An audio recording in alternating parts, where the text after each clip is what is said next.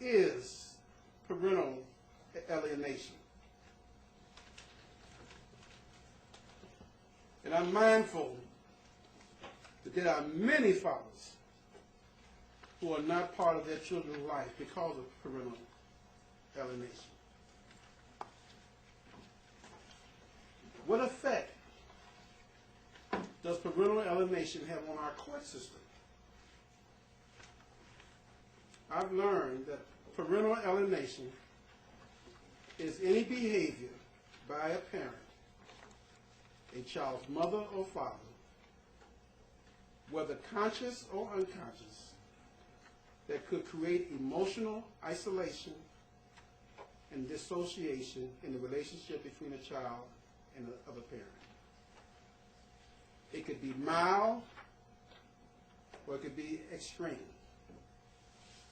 It could be temporary or ongoing.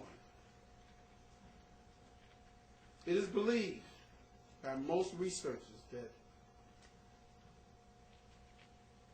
parental alienation has a serious effect not only on the child, but also on the target parent. And there has been some studies that even go to the point to say that it will affect a child up into his adulthood. How does it manifest itself? Let me give you an example. Got a case before me of a young man, honor roll student, doing very well. Father's not in the home. Him and mother's gets into a fight, and mom strikes the boy. At that point, he's taken out of the home. Mom strikes the boy, but she also pressed charges against the young man of criminal damage to property, which is how I get the case. The young man come before me, and one of the decisions I have to make is, what do I do with him? Do I lock him up? Or do I put him in a home with a relative? Well, in terms of putting him in a home with a relative, Mama took care of that already. She'll call everybody. Don't take him. But now I'm figuring out what I'm going to do with this kid. Dad's in court. Now, this is a family that I've seen before, and they seem to come back over and over again. So when they come to court, the whole courtroom says, oh, get ready. Dad's in court. So I said to Dad, can you take him?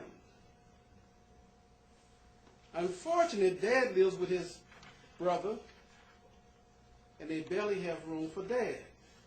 So I say to Dad, if you're able to get a home or a place for you and your son, I will give you temporary custody. What did I say that for? Mother said, oh, Lord, no, you won't. Not him. You won't give him custody of my child. So I said, Mom, listen. If I don't give Dad custody, I have no trust to put the kid in the Artie home. This kid is an honor roll student at Morgan Park Academy. He doesn't need to be locked up. So she said, well, me and Dad ain't never been married. He ain't the daddy. Oh. I said, wait a minute. So I know what she's doing. So I said, Dad, one of the provisions we have in the law is that if you make an acknowledgement in open court, I can declare you to be the father. Of course he did, and I acknowledged him as being the father. So I told him, I'm going to continue the case for 2 months. You get your place and everything, and then I can give you temporary custody. Mom wasn't through yet. Fast as she left my court, she ran upstairs to Tim's court. So having Tim wasn't on the bench that day, somebody else was there, she got an order of protection against Dad. One of the things the order required was that protecting dad and the kids, no, strictly mom and the kids.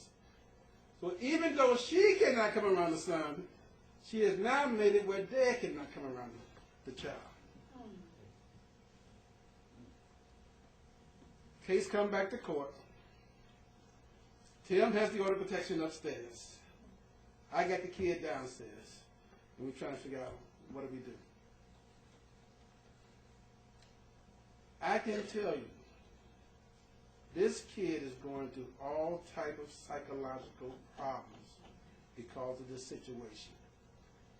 Not only is this kid going through problems, but now there's a 14-year-old kid who's coming into court because of the same problem. And you see it over and over and over again.